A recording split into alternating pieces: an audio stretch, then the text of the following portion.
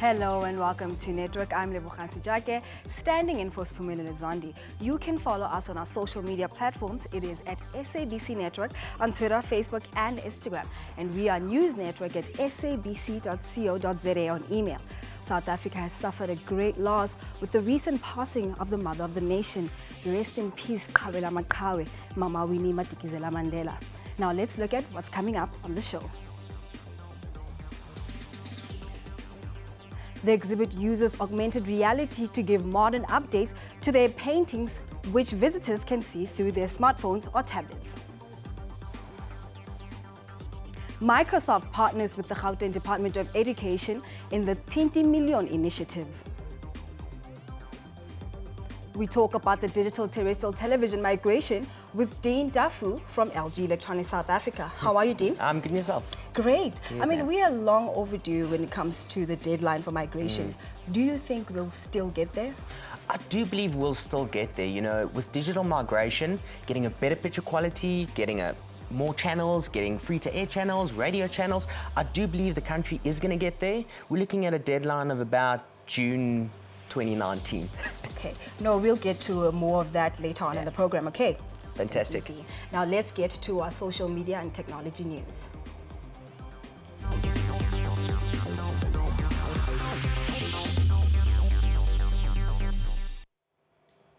Virtual reality, the hottest trend combining art and tech, has taken the art world by storm. Artists are experimenting with this new digital technology to create immersive works of art and exhibitions with which viewers can interact. Take a look. The accelerating development of virtual reality technology, which lets you escape into another world through a blackout headset, is finally rumbling the art world. Augmented reality is one of the processes we are using to help, it's a new window to a new world. So using technology as a creation tool for artists. So in particular, artists that aren't digital artists, they're not technically proficient. Using something like virtual reality and augmented reality, we can really help these traditional artists leap into the digital space using technology as that tool. Virtual and augmented reality opens up possibilities for art creation to become more collaborative and playful, therefore appealing not only to professional artists but also to amateurs and the audience themselves. Using virtual reality, it's kind of the closest we can get to teleportation right now, right? So what we can do is using 360 cameras, you can go and shoot an environment as you would a normal camera, but it creates an entire 360 image. And then what you can do is once you wear VR headsets, as I turn, I can actually be present in a space without physically having to go there. So doing something like a tour of a lab or a tour of a gallery space or a tour of a neighborhood, I could be based on the other side of the world. Using virtual reality, that can kind of transport me to that place and I can look around, be present without physically having to be present. These developments have inspired some galleries and museums to imagine new presentations beyond their walls. The concept really of using technology and working with contemporary visual artists is to push the technology to innovate, but also to give the artists access to the tools that are available. It took quite a few years for artists in the moving image artwork space to actually get access to the high end of the technology. The technology had to develop, and we thought rather than artists needing to wait for the technology to become more accessible, is let's make the technology available to artists now. Artists themselves have embraced virtual reality as a medium in its own right. Art is the path to innovation in general. I think it's a mindset of thinking outside of the box and creating trends that ultimately land up in all sectors and industries. So embracing innovation in art will do the same thing. I think it's the way that it can be pulled out into mainstream and into practicality. With augmented reality, galleries and museums are superimposing their virtual world right over what's actually in front of you, bringing exhibits and artifacts to new life in new ways.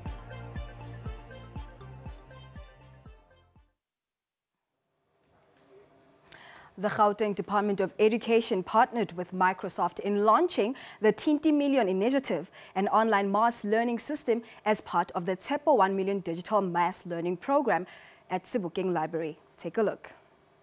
Microsoft South Africa and the Gauteng provincial government have launched 20 Million, an online mass learning system, as part of the TEPO 1 Million Digital Mass Learning Program this week at Sebokeng Library.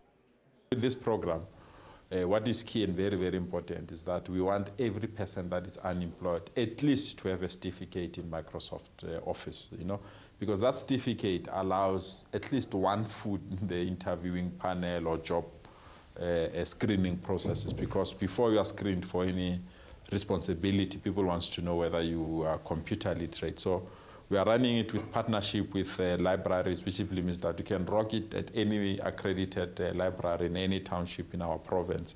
According to a study by IDC and Microsoft entitled Skill Requirements for Tomorrow's Best Jobs, helping educators provide students with skills and tools they need, Microsoft Office is number 3 most required skill, according to the 14 million job postings analyzed for the study. We've got this huge community of youth that are now disenfranchised. So the big challenge for us was about scaling what we had previously.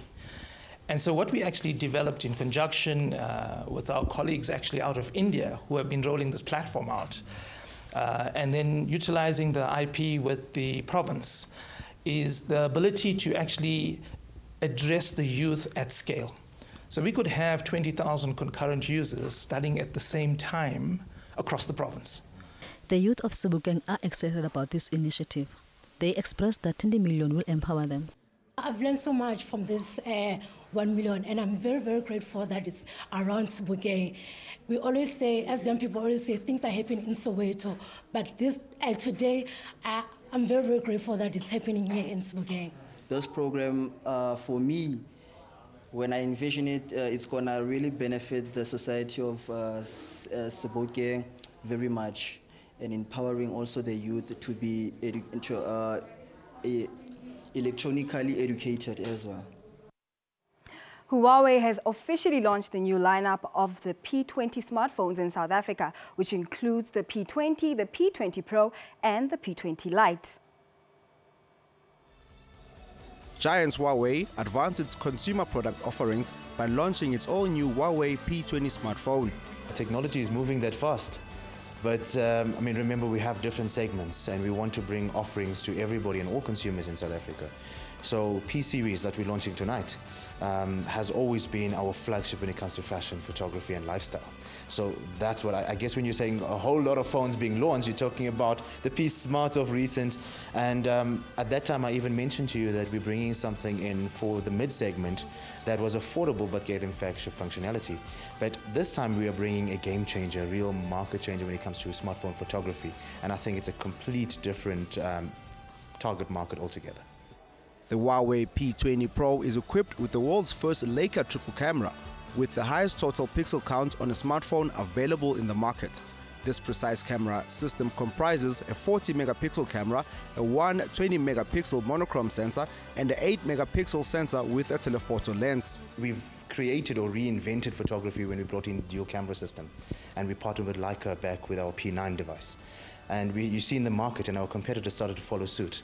This time we're bringing in a triple lens camera system, but it's not just about 3 lenses.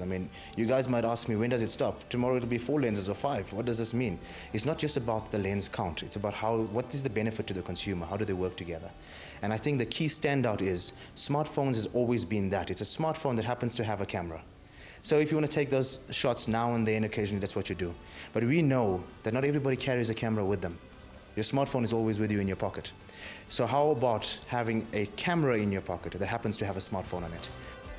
The Huawei P20 and P20 Pro come pre-installed with the EMUI 8.1 based on Android 8.1, fully customizable with the A1 support and sophisticated security technology.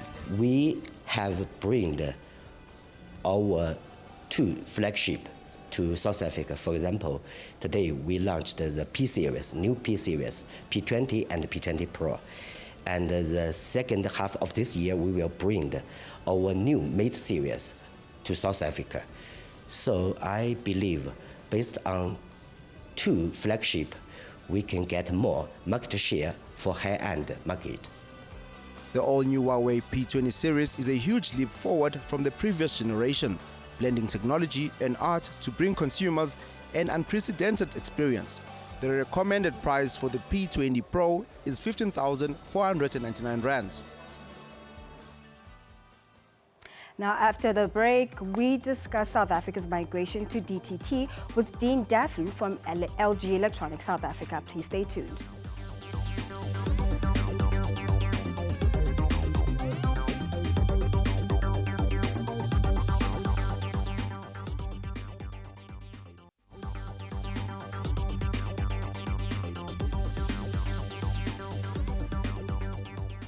Now, welcome back. South Africa has missed all deadlines for migration from analog to digital television. The project hasn't happened in Zambia. Some are asking if alleged corruption around digital migration might cost the president his job.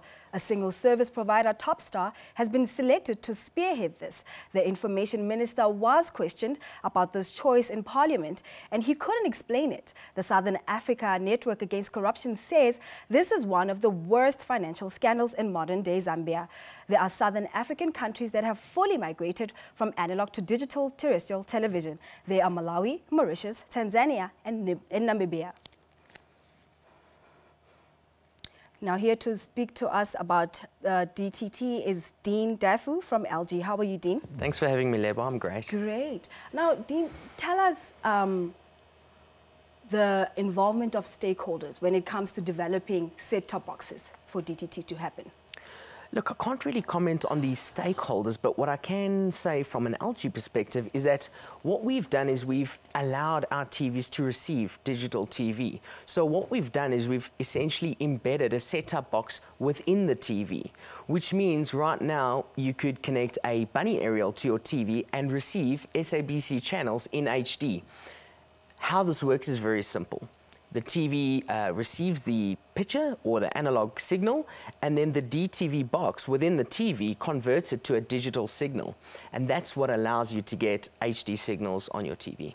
Now, talking about the the box, who needs a box and who doesn't? Do people that have digital TV, such as DSTV already, do they need the set-top box? It's difficult to say. You know, with our TVs now, whether you're utilizing DSTV or digital TV tuner, or, you know, this would really cater for that customer who's not really using a DSTV decoder or package. This would cater for someone who's into watching regular SABC channels, you know, SABC 1, 2, 3 and ETV. That customer would really benefit from having a setup box. However, you don't necessarily need a setup box to receive this digital signal. This is where LG, we've innovative our TVs in terms of looking at the TV and allowing you to watch IDTV without having a setup box. So if you've got an LG TV that's about a 2014 range and up, you could then receive digital signal without having a setup box. So we could save you that cost by merely purchasing an LG panel. So now, how is this meant to sort of change TV viewership? Without a doubt, you're getting a better picture quality, more bouquets in terms of channels. There's about 18 channels. You're looking at audio channels, but not only that, there are things like Channel Advisor, where almost like you have a schedule of programs on what you could watch. Now, if you had any other regular SABC channels, you couldn't have that. With IDTV, you actually are allowed to see what you're watching. Not only that, there's a couple of audio channels thrown in there as well. And, you know, they have catered for kids. There's a cartoon channel. So, you know, it's really giving you sort of a mini version of a DSTV package, but it's for free. I mean, we saw in our visuals earlier, the then Minister of Communications, Faith Mutambi, sort of giving people DTT, but that was in remote areas. When do you think that we will catch up, the rest of South Africa, including urban areas? Well, right now we have a couple of our stores where we have our LG TVs actually displaying DTV. So we've merely tried to show our customers that by connecting any receiver, whether it is a bunny aerial or regular aerial in the shop, we're actually showing consumers that you can get IDTV right now, no matter where you are. There are currently free-to-air channels that are available. So we are trying to drive it from our side, from a supplier, because This migration could not only give you a better signal if you don't have DSTV, but also give you the opportunity to get a better HD quality picture by merely purchasing either an LG TV or connecting a Bunny aerial to that. This is without having a setup box, and this is what makes it so great, is that you can get a great picture quality at no extra cost. So, but then won't that affect once the migration has happened? People that purchase LGs now and then later we migrate, and won't they be affected? Look, if we do migrate, and LG TVs are ready, so they won't be affected. So if you currently have an LG TV that you've purchased sort of from 2014 and up, that will receive digital TV. You wouldn't then need a setup box to actually receive that signal. When the country migrates, those TVs that are not IDTV compatible, you would then need to purchase a separate setup box. So how it works is your setup box is pretty much then going to be a middleman to receiving your TV. The difference with the LG panels is that setup box is sort of embedded within the TV, and the TV can receive the digital signal directly. You wouldn't need to connect a setup box.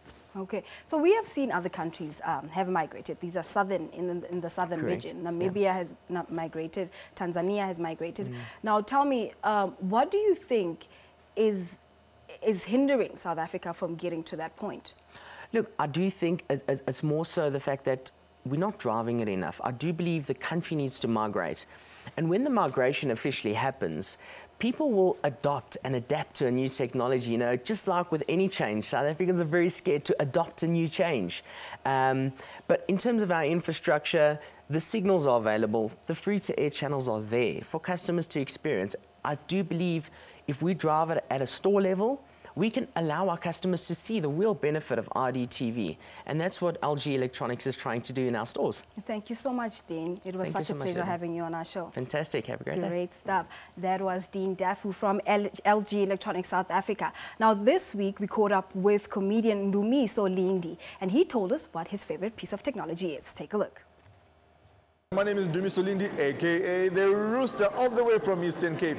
So, my favorite piece of technology, I would say it's my phone, because I do everything on my phone. I don't have an office, my phone is my office. So, Tipala Kona, my notes for my jokes, if I have a spare of the moment joke, I write it on my notes. And also, it's just, you know, Googling is in my hand now. Everything is right here, you know, social media. If I'm advertising my show, I just put a poster and it's all over, from Twitter, Instagram to Facebook, just name it, it's there, you know. So I really enjoy. Now you can actually create a poster on your phone using the apps.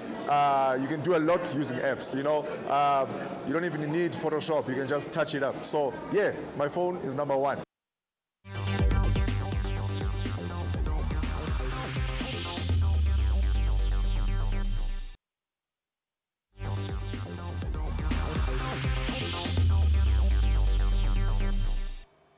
Welcome back. Now, Apple is planning to use its own chips, replacing Intel Core processors in Mac computers. And U.S. authorities have identified a woman blogger as a suspect for the YouTube shooting in California. These are some of the stories that may take headlines in the last week.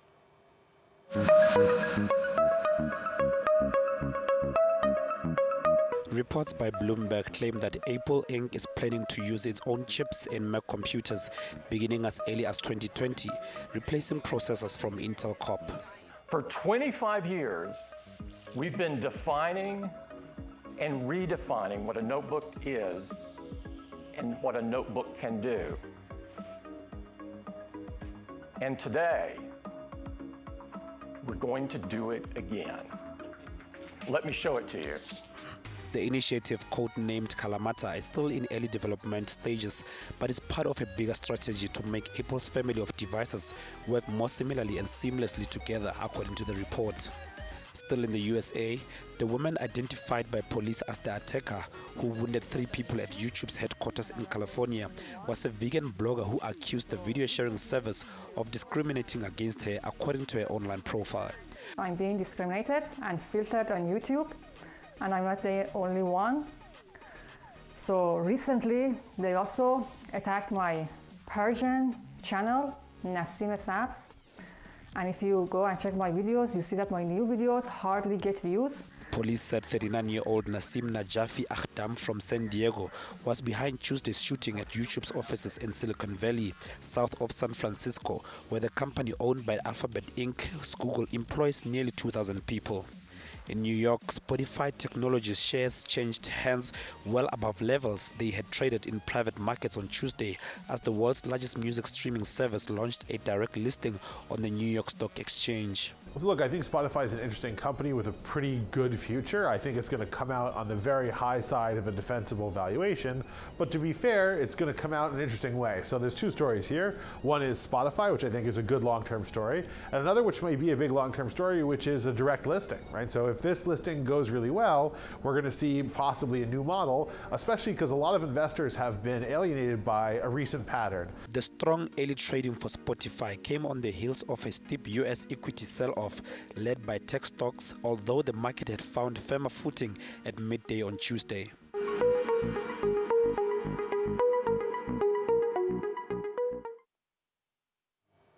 Now this week our poll was about how Instagram is now limiting third-party developers from getting to its data pool, and if you thought that this was a good idea. 34% of you say this is a good thing. 11% seem to disagree with this move, while 47% say they don't know what it means. 8% of you say it's a little too late.